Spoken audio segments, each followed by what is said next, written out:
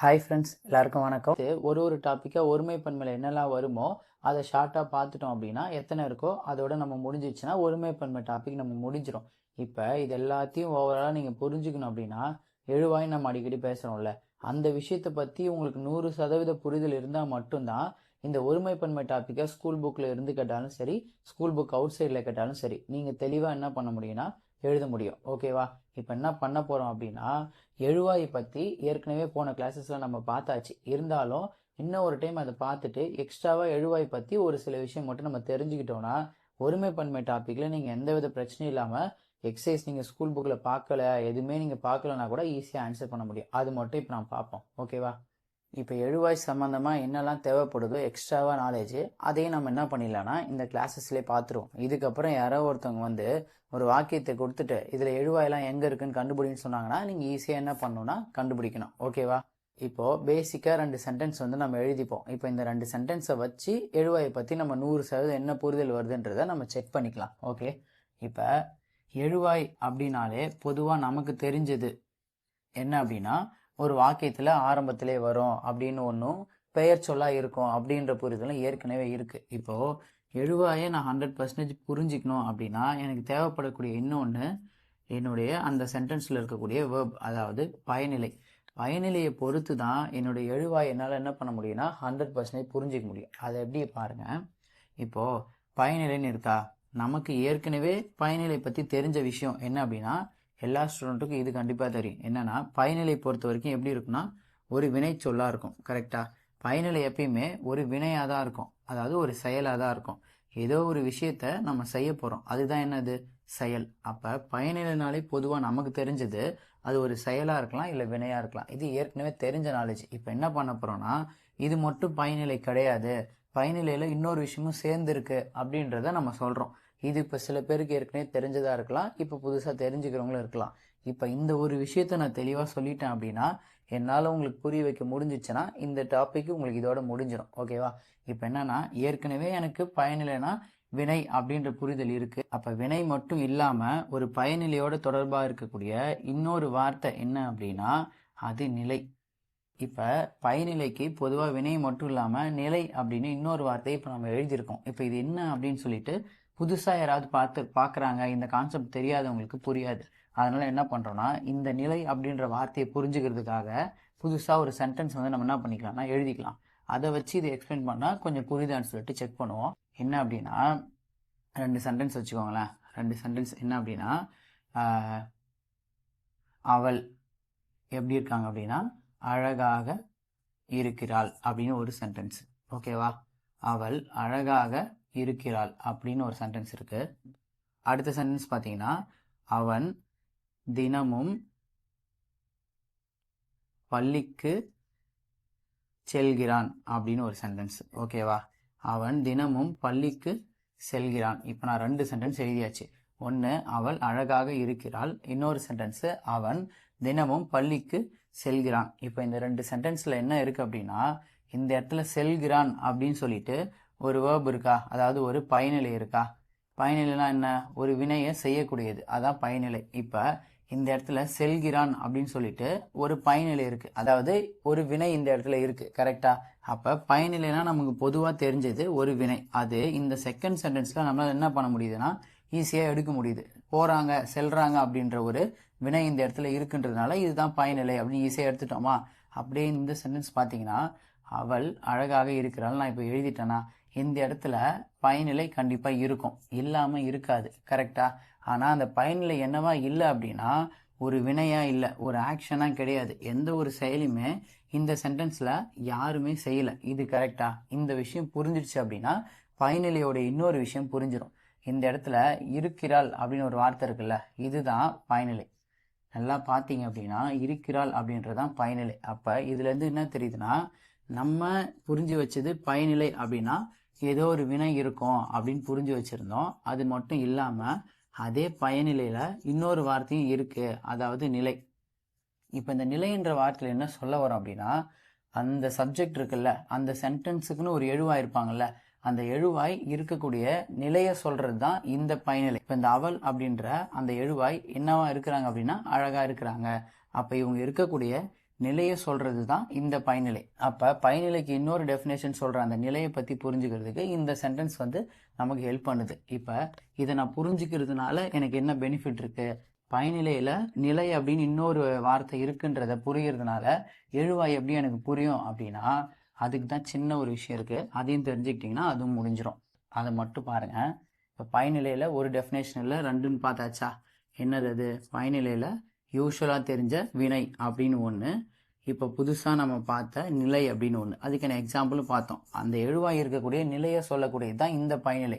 Example, அவள் அழகாக இருக்கிறாள். அந்த சென்டென்ஸில் எங்கேயுமே எந்த ஒரு வினையோ செயலோ இருக்காது. அவங்க இருக்கக்கூடிய நிலையை சொல்லக்கூடியது தான் இந்த பயனிலை. கரெக்டா? அப்போ நிலைன்னு ஒன்று இருக்குது. இதனால் என்ன சொல்ல வரோம் அப்படின்னா, எந்த ஒரு சென்டென்ஸில் பயனிலை வந்து வினை செய்யக்கூடிய விஷயமா இருக்குது அப்படின்ற போது அங்கே எழுவாயை கண்டுபிடிக்கிறதுக்கு என்ன பண்ணணும்னா 2 வார்த்தை யூஸ் பண்ணணும். இன்கேஸ் ஒரு வாக்கியத்தில் எந்த ஒரு வினையுமே இல்லை, எந்த ஒரு ஆக்ஷனுமே இல்லை அப்படின்னா அப்போ அங்கே இருக்கக்கூடிய பயனிலை இந்த நிலை டைப்பில் இருக்க போகுது. அப்போ நிலை டைப்பில் இருக்கக்கூடிய பயனிலையாக இருந்துச்சுன்னா அந்த வாக்கியத்தில் எழுவாயை நான் கண்டுபிடிக்கிறதுக்கு மறுபடியும் 2 வார்த்தை யூஸ் பண்ண போகிறோம். இதுதான் இந்த விஷயத்த சொல்கிறதுக்காக தான் நான் அந்த இதுலேருந்து நான் உங்களுக்கு ஸ்டார்ட் பண்ணேன். அதாவது ஒரு சென்டென்ஸில் பயனிலை வந்து ஒரு வினை செய்கிற மாதிரி இருந்துச்சுன்னா அந்த சென்டென்ஸில் நான் எழுவாயை கண்டுபிடிக்கிறதுக்கு 2 கொஷினை கேட்கணும். கரெக்டாக?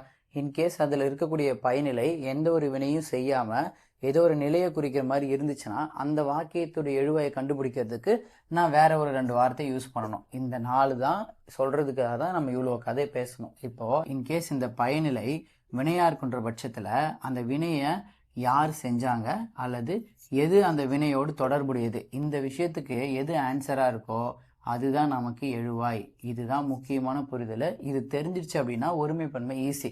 அப்படியே கீழே வந்தீங்கன்னா அந்த பயனிலை அப்படின்றது நிலை டைப்பில் வரக்கூடிய பயனிலையாக இருந்துச்சு அப்படின்னா அந்த டைமில் தான் நீங்கள் என்ன பண்ணணும்னா அந்த எழுவாய் யாரை பற்றி பேசுது, எதை பற்றி பேசுது அப்படின்ற கொஷினுக்கு ஆன்சராக எது இருக்கோ அதுதான் எழுவாய்.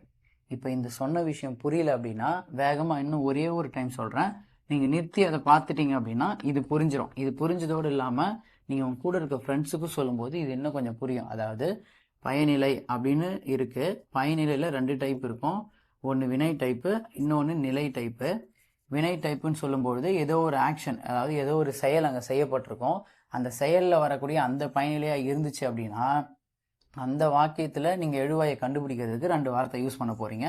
ஒன்று அந்த வினையை செஞ்சது யார் அல்லது அந்த வினையோடு தொடர்புடையது எது. யார் ஒன்று, எது ஒன்று. அடுத்து பயனிலை அப்படின்றது நிலை டைப்பில் வருன்ற பட்சத்தில் அப்போ நீங்கள் கேட்க வேண்டிய கேள்வி, யாரை பற்றி அந்த வாக்கியம் பேசுது, எதை பற்றி அந்த வாக்கியம் பேசுது அப்படின்ற கேள்விக்கு எது ஆன்சரோ அதுதான் எழுவாய். இந்த புரிதல் தெரிஞ்சிருச்சுன்னா ஒருமைப்பன்மை டாபிக் முடிஞ்சிருச்சு. எப்படி அப்படின்னா, இப்போ இந்த புரிதலை வச்சுக்கிட்டு ஸ்கூல் புக்கில் இருக்கிற ஒரு கண்டென்ட் எடுத்து இப்போ நீங்கள் பாருங்கள். இப்போ இதுக்கப்புறம் நீங்கள் எந்த விதத்துலையும் தப்பு பண்ணுறதுக்கு வாய்ப்பு இருக்காது.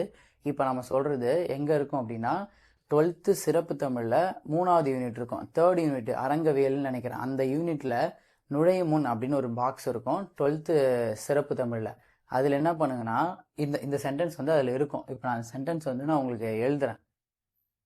இப்போ அந்த சென்டென்ஸ் வந்து நான் ஆல்ரெடி எழுதி வச்சுருக்கேன். இப்போ இதை நீங்கள் பார்த்தீங்க அப்படின்னா, நாடக குழுக்களின் தோற்றம் நவீன நாடகங்களின் வளர்ச்சிக்கு வித்திட்டது. இது 12th சிறப்பு தமிழில் 3rd யூனிட்டோடைய நுழைமுன் பாக்ஸில் இருக்கக்கூடிய ஒரு சென்டென்ஸு. இப்போது இன்கேஸ் இதே சென்டென்ஸ் உங்களுக்கு எக்ஸாமில் வருதுன்னு வச்சுக்கோங்களேன். நீங்கள் என்ன பண்ணுவீங்க அப்படின்னா, மேக்ஸிமம் இப்போ நான் இருந்தாலும் இதான் பண்ண போகிறேன். இன்கேஸ் இதை நான் படிக்கலை அப்படின்னா என்ன பண்ணுவேன்னா, நாடக குழுக்களின் அப்படின்னு வந்துருச்சா, இந்த இடத்துல நான் பார்ப்பேன். இங்கே என்ன பார்க்குற மாதிரி இருக்குது, நாடக குழுக்களின். அப்போ குழுக்கள்னு வந்திருக்கு, பன்மை மாதிரி தெரியுது. அப்போ பன்மை மாதிரி தெரியுதுன்னா இங்கே வித்திட்டன அப்படி தான் நம்ம யூஸ் பண்ணுவோம். பட் இது ஸ்கூல் புக்கில் இருக்கக்கூடிய ஒரு கண்டென்ட்டு. இது மேக்ஸிமம் தப்பாகிறதுக்கு வாய்ப்பு இல்லை. அப்போது இங்கே நாடக குழுக்களின் குழுக்கள் அப்படின்னு வந்து போச்சு. அதாவது இந்த இடத்துல கல் இருக்குது, கரெக்டாக, பன்மை விகுதி இருக்குது. அப்படின்ற பட்சத்தில் எனக்கு இங்கே ஆட்டோமேட்டிக்காக நான் தான் யூஸ் பண்ணணும். ஆனால் இங்கே தூ யூஸ் பண்ணியிருக்காங்க. அதாவது ஒன்றன் பாலுக்கான அந்த விகுதி யூஸ் பண்ணியிருக்காங்க இல்லை. அப்போது இதில் எனக்கு வித்திட்டதுன்னு வந்து போச்சு. அதாவது என்னுடைய பயனிலை வந்து ஒருமையாக இருக்குது. அப்படின்ற பட்சத்தில் என்னுடைய எழுவாயும் ஒருமை தானா அப்படின்னு சொல்லிட்டு நான் ஒரு டைம் செக் பண்ணிட்டேன்னா இந்த சென்டென்ஸ் வந்து கரெக்டு அப்படின்னு சொல்லிட்டு என்னால் என்ன பண்ண முடியும்னா எடுக்க முடியும். இப்போது இதை நான் எழுவாயும் நான் கண்டுபிடிக்கணும். அதுக்கு தான் நம்ம என்ன படித்தோம் அப்படின்னா, அதுக்கு தான் நம்ம என்ன பண்ணோம்னா ஒரு 5 நிமிஷம் முன்னாடி பார்த்தோம்ல, அந்த டாப்பிக் ஒரு டைம் ரிவிஷன் பண்ணோம். இப்போது இதில் ஏதாவது ஒரு வினை இருக்கா, ஏதாவது ஒரு ஆக்ஷன் இருக்கா அப்படின்னு சொல்லிட்டு நம்ம செக் பண்ணணும். நாடக குழுக்களின் தோற்றம் நவீன நாடகங்களின் வளர்ச்சிக்கு வித்திட்டது. இதில் எந்த ஒரு ஆக்ஷனும் இருக்கிற மாதிரி நமக்கு தெரியல. கரெக்டாக? அப்போ இது வினை அப்படின்ற அந்த பயனிலை டைப்பில் வரல, அதாவது நிலை அப்படின்ற அந்த டைப்பில் வந்திருக்கு. கரெக்டாக? அப்போ நிலை டைப்பில் வர பயனிலையாக இருந்தால் நம்ம என்ன பண்ணோம்னா 2 கொஷின் கேட்போம். என்ன அந்த 2 கொஷின்? அந்த வாக்கியம் யாரை பற்றி பேசுது, அப்படி இல்லைன்னா எதை பற்றி பேசுது அப்படின்ற கொஷினுக்கு ஆன்சர் பண்ணால் அதுதான் எழுவாய். இப்போது இதில் யாரை பற்றி பேசுதுன்னு கேட்டால் தெரியல, ஆனால் எதை பற்றி பேசுதுன்னு கேட்டால் எனக்கு தெரியுது. என்ன அப்படின்னா நாடக குழுக்களினுடைய தோற்றத்தை பற்றி பேசுது. இதுதான் எழுவாய். அதாவது என்ன சொல்ல வரோம்னா நாடக குழுக்களை பற்றி இந்த சென்டென்ஸ் பேசவே கிடையாது. எதை பேசுதுன்னா நாடக குழுக்களினுடைய தோற்றம் பற்றி தான் இந்த சென்டென்ஸ் பேசுது. அப்போ எனக்கு ஆன்சர் யார்? நாடக குழுக்களின் தோற்றம். இவங்க தான் எனக்கு எழுவாய். கரெக்டாக? இந்த எழுவாயில் முடியும் போது தோற்றம் முடிஞ்சிருக்கு, எங்கேயுமே தோற்றங்கள்னு முடியல. அதனால தான் என்ன பண்ணியிருக்காங்க அப்படின்னா வித்திட்டதுன்னு யூஸ் பண்ணியிருக்காங்க. இப்போ நம்ம சொன்ன கான்செப்ட் தெரிஞ்சிருச்சுன்னா எந்த ஒருமைப்பன்மையும் தப்பு பண்ணுறதுக்கு வாய்ப்பே இல்லை. தெளிவாக பார்த்தீங்களா? அதாவது பயனிலை ஒருமையிலே இருந்துச்சு. நான் ஒரு டைம் எழுவாயும் ஒருமையான்னு செக் பண்ணுறதுக்காக நம்ம ட்ரை பண்ணோம். ஃபஸ்ட்டு அந்த பயனிலையில் வினை வந்திருக்கா நிலை வந்திருக்கான்னு பார்க்கணும். வினை எங்கேயுமே இருக்கிற மாதிரி தெரியல, அதனால் நிலை டைப்பில் வந்திருக்குன்னு முடிவு பண்ணியாச்சு. நிலை டைப்பில் வரதா இருந்தால் 2 கொஷின் கேட்கணும். ஒன்று யாரை, இன்னொன்று எதை.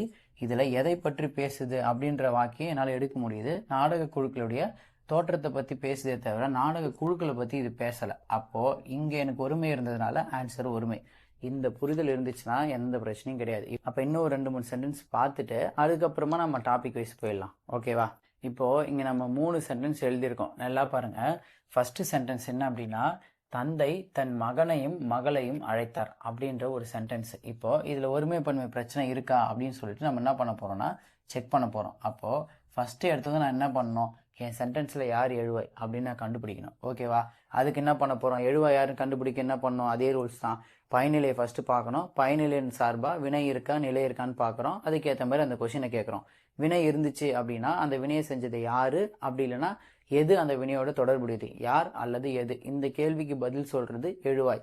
இன்கேஸ் பயனிலை வினை இல்லாமல் நிலை டைப்பில் இருக்குன்ற பட்சத்தில் அந்த எழுவாயை கண்டுபிடிக்கிறதுக்கு அந்த வாக்கியம் யாரை பற்றி பேசுது, அப்படி இல்லைன்னா எதை பற்றி பேசுது, இப்படின்ற கேள்விக்கு எது பதில் சொல்லுதோ அதுதான் அந்த வாக்கியத்துடைய எழுவாய். இந்த புரிதல் இருக்குது அப்படின்ற பட்சத்தில் இப்போ நான் பார்க்குறேன் இதில் ஏதாவது வினை மாதிரி இருக்கான்னு செக் பண்ணுறேன்.